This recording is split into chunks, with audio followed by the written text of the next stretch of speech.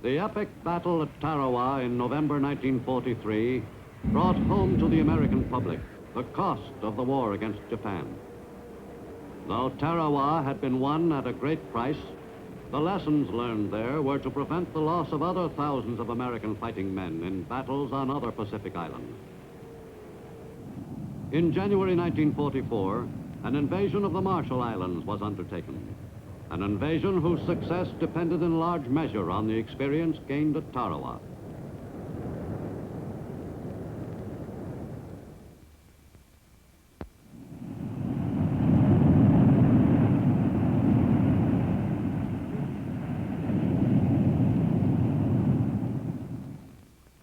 In the Central Pacific, the Marshall Islands constituted a block in the path of the U.S. drive westward. If that drive was to be successful, several strategically located islands in that group must be seized. In Hawaii, Admiral Chester Nimitz, Commander-in-Chief Pacific Fleet, and everyone in his command were vitally concerned with the preparations for the forthcoming assault on the Marshalls. For the Central Pacific Offensive, begun so auspiciously with the victories in the Gilbert Islands at Macon and Tarawa, depended for its success on a quick follow-up. The planned invasion of atolls in the next major island chain, the Marshalls, was to be followed by further assaults on islands still far to westward, in a giant island-hopping operation, which would take American fighting forces to the very doorstep of Japan itself.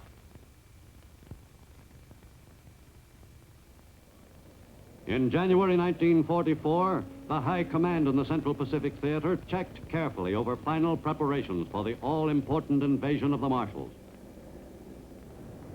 The amphibious assault force left Hawaii behind and headed for the Marshalls in late January. Stealthily, the fleet moved into enemy waters. Gunners in the mightiest invasion fleet yet mounted prepared to knock out enemy defenses on the target islands.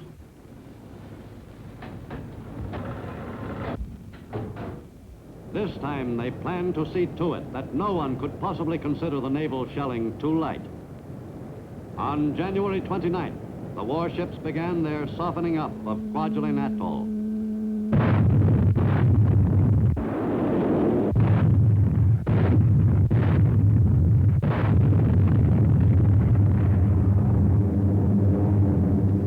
For weeks, liberators of the 7th Air Force pounded the atolls in the eastern and central Marshalls.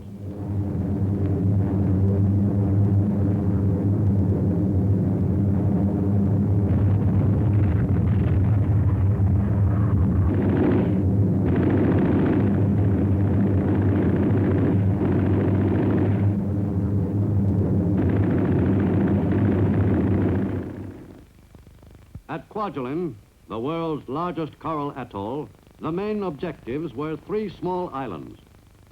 Roy and Namur, linked by an artificial causeway, were to be seized by the 4th Marine Division. En route to the invasion of the islands, Marine officers familiarized the men with all available details of their objective, their size, shape, and defenses.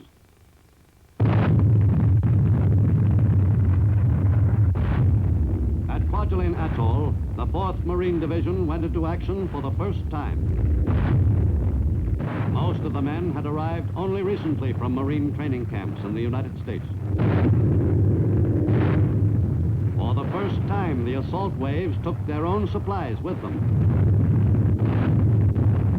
H-hour, delayed almost 2 hours, was only minutes away.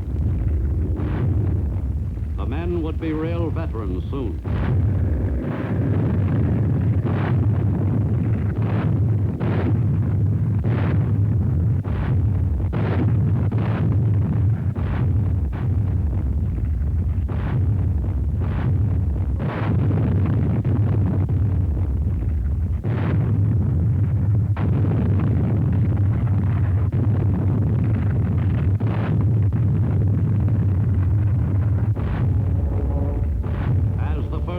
Of Marines neared the landing beaches, the carrier pilots gave the enemy a last-minute once-over. The men were prepared for another Tarawa.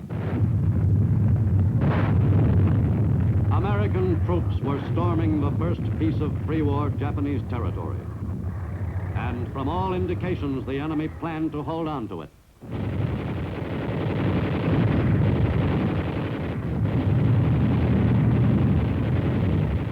The 4th Division Marines were loaded for action. They were prepared for the worst.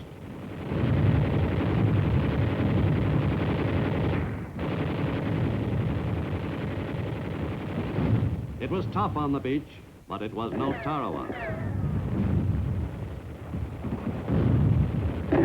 Although enemy resistance was lighter than expected, the battle was no pushover. The area was still far from secure.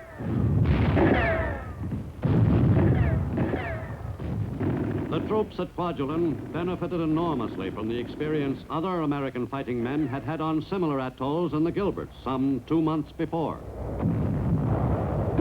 The pattern for dealing with a dug-in enemy on a tiny sand spit of an island had been successfully established.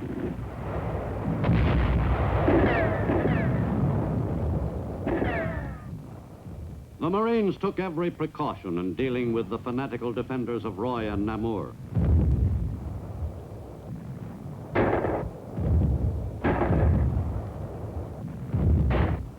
The Marines took some prisoners at Roy and Namur, but they represented only a small percentage of the enemy force which defended the island. 264 Japanese were captured on the 2 islands. But there were still many pockets of enemy resistance.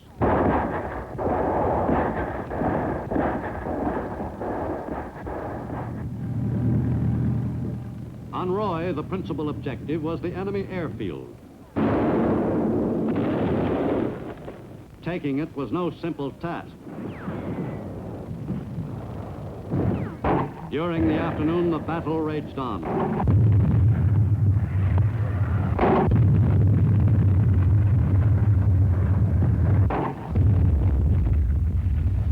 By late afternoon, the back of enemy resistance on Roy was broken.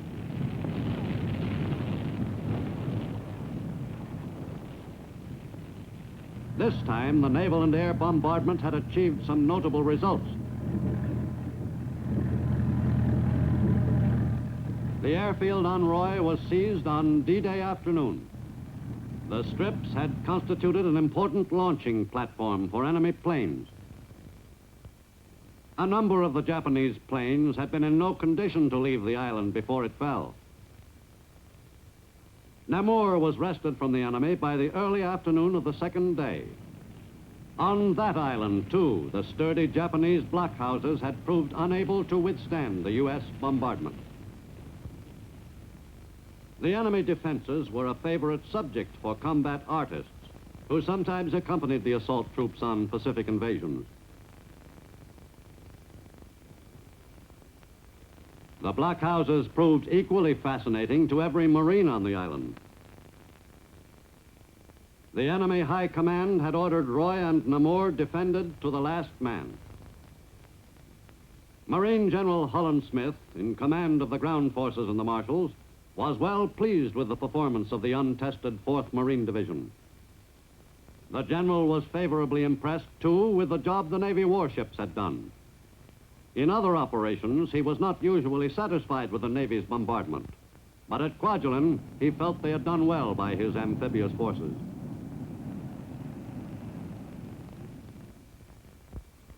The Japanese who garrisoned Roy and Namur hadn't believed it possible for their stronghold to fall to an American overwater assault. After the battle, the Marines had an opportunity to inspect the souvenirs they'd collected. The most highly prized memento throughout the Pacific was a Japanese samurai sword, usually carried only by high-ranking enemy officers.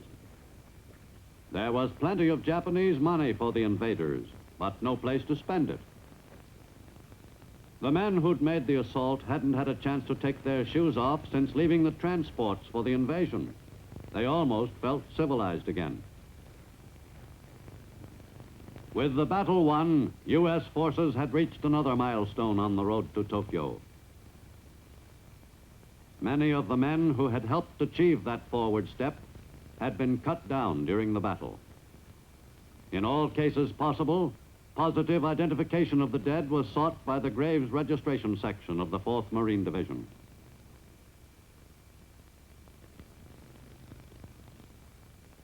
casualties were light compared with the figures of American losses on Tarawa. But 190 Marines lost their lives at Roy and Namur in the struggle to establish a foothold for U.S. forces in the Marshalls. Each new victory in the drive across the Pacific was marked by still another burial service and the dedication of another square of hallowed ground, thousands of miles from home.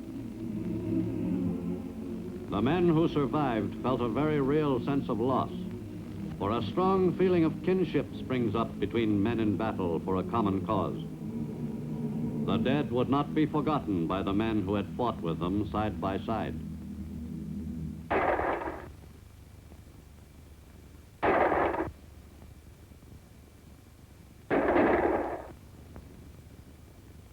Meanwhile, the U.S. Army's 7th Division was occupied with the enemy on the southernmost island of Kwajalein Atoll. On February 1st, in mid-morning, the assault waves moved into the beach. These GIs had last seen action on the Aleutians in quite a different setting. World War II was the first major war to be thoroughly covered by combat cameramen. To record the war on film, motion picture cameramen went ashore with the first waves of assault troops and stayed with them in the thick of the fight. The 7th Division GIs pushed across the island against spotty enemy opposition. On that first day on Kwajalein, U.S. casualties were light. Less than 70 men were hit by enemy fire.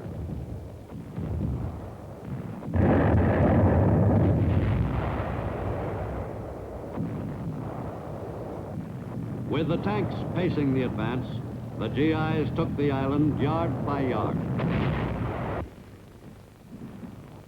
The soldiers pressed the attack in the face of stiffening enemy resistance.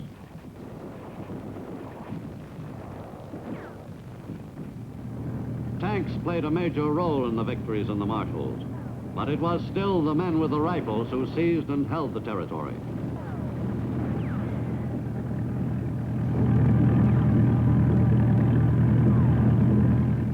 On Kwajalein Islet, the coordination of tanks and infantry operating together had still not been perfected.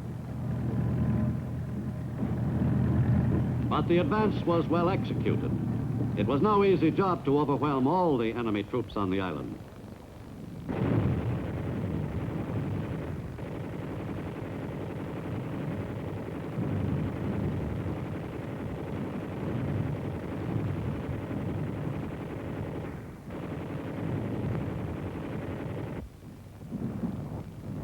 For 5 days, the 7th Division GIs battled the enemy on Kwajalein.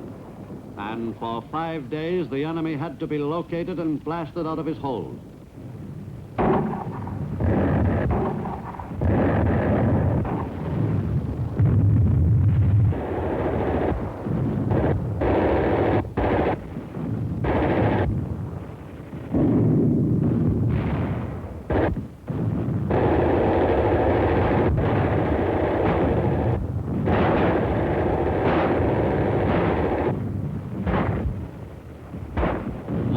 More enemy soldiers were being knocked out of the battle by the determined GIs.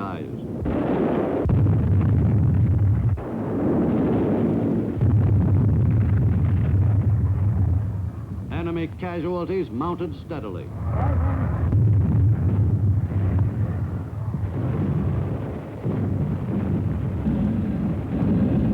The weary GIs continued the attack against a well-entrenched enemy.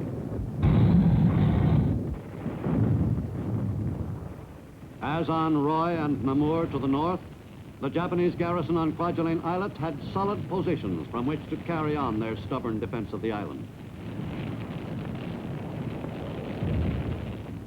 In the process of seizing the islet from the enemy, 1,214 American soldiers were hit on Kwajalein. The lightness of American casualties could be traced to the more careful preparation on the part of both the Army and Navy. On February 5th, the battle on Kwajalein Islet had been won. After the spirited struggle, 170 enemy troops were taken prisoner, all that was left of a garrison force of some 4,000. The enemy had lost the 3 key islands of one of the most strategic atolls in the Central Pacific. The defeated troops were beginning to have a few doubts about the invincibility of the Japanese war machine.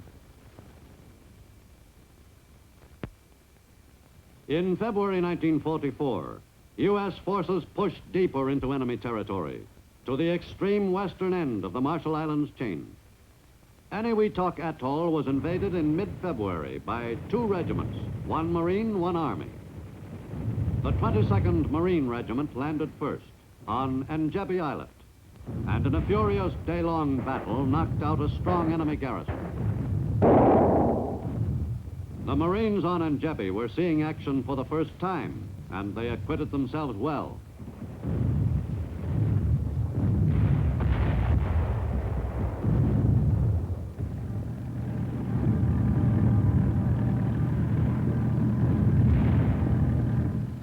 Tanks were used to good advantage in the Marine assault on Engebe.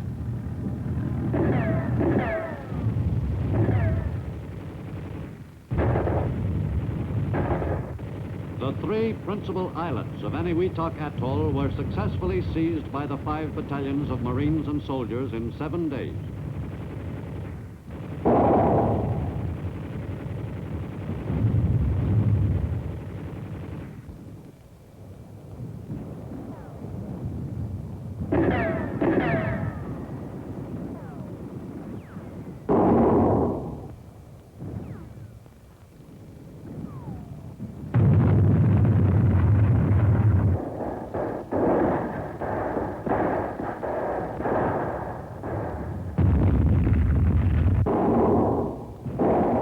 On Eniwetok Islet, U.S. soldiers and Marines choked off enemy resistance, but not without suffering some losses. Many of the casualties among the riflemen were attributable to the light bombardment of this particular islet. On Parry Islet, 22nd Regiment Marines fought almost a duplicate of their earlier battle on Engebe, except that the enemy on Parry held out a bit more stubbornly. But the Marines mopped it up on the second day. During the final stages of the fight to seize the major islands of Eniwetok Atoll, work on the airstrips was being carried forward, often under enemy fire, by the hard-working members of a Navy service known as the Seabees.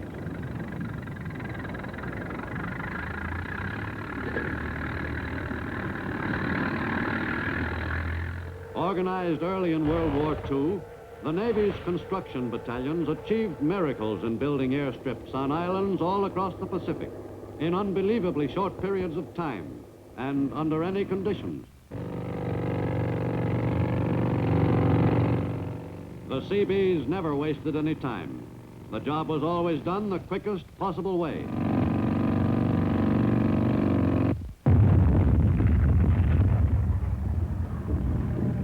And the Seabees never lost an opportunity to take advantage of whatever came their way, including enemy equipment.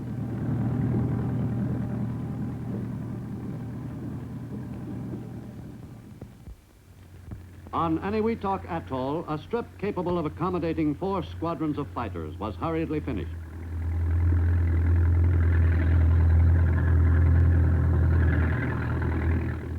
The speed with which the Seabees could build an airstrip on any kind of terrain was a constant source of wonder to the fighting men in the area. Even the Army was impressed with the Seabees' accomplishments in the Pacific. The work of the construction battalions on islands all across the Pacific was greatly admired by the Marine Corps, charged with seizing and holding those bases. The Seabees' most vital functions included the construction and repair of airstrips, of coral and sand. For on the speed with which those airstrips were put into operation depended the speed of the continuing advance toward Japan. The majority of the 250,000 men in the Seabees had had experience in some phase of construction work before entering the service. That experience proved invaluable to the U.S. fighting forces. But even the most knowledgeable construction men were faced with many completely new problems on the islands of the Pacific. Once their job was done, the Seabees never had long to wait to see the results of their work.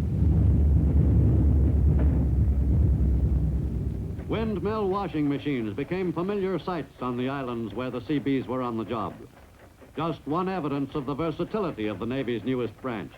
But aids to comfortable living in the tropics were only spare time projects. After the airstrips were built or repaired on an island base, the Seabees fell to work on the construction of the necessary buildings for the forces which would garrison the new base. The job of creating a camp the size of a small city was usually only a few weeks' work for a battalion of Seabees. Their favorite boast, "We do the difficult immediately, the impossible takes a little longer," was not considered an overstatement by the troops in the Pacific. The housing of the fighting men was only one of the Seabees' responsibilities. One of the impossible jobs they performed was providing ice at tropical Pacific bases.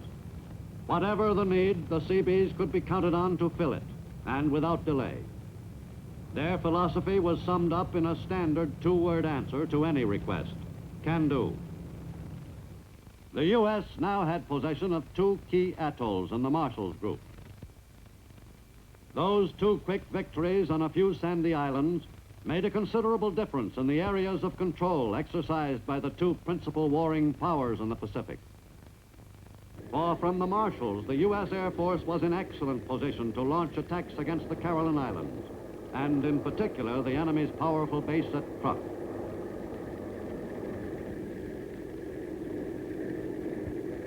From Kwajalein in mid-March, 7th Air Force bombers began a series of strikes against that enemy stronghold.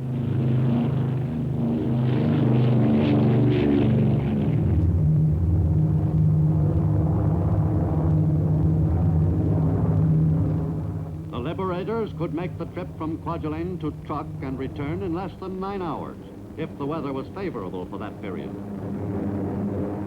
The 7th Air Force planes were reinforced by bombers of the 13th Air Force operating from South Pacific bases. The target, the group of islands called Truk, was the most important enemy staging area between Japan and the Southwest Pacific. The legend of Truk's invincibility was about to be punctured effectively.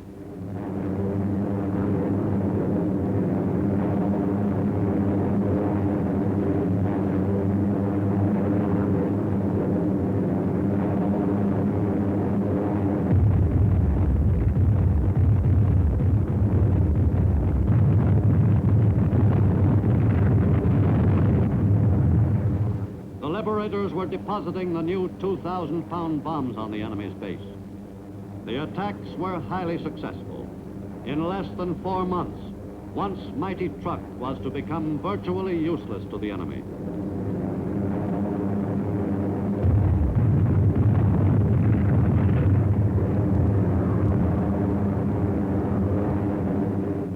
In a single month in early 1944, U.S. Air Force planes dropped a total of 1,813 tons of bombs on Truk. The enemy's stronghold was reduced to a mere shell. In the Southwest Pacific, as 1943 turned into 44, the U.S. fighting forces centered their attention on the Bismarck Archipelago and the northern coast of New Guinea, the road which led back to the Philippines.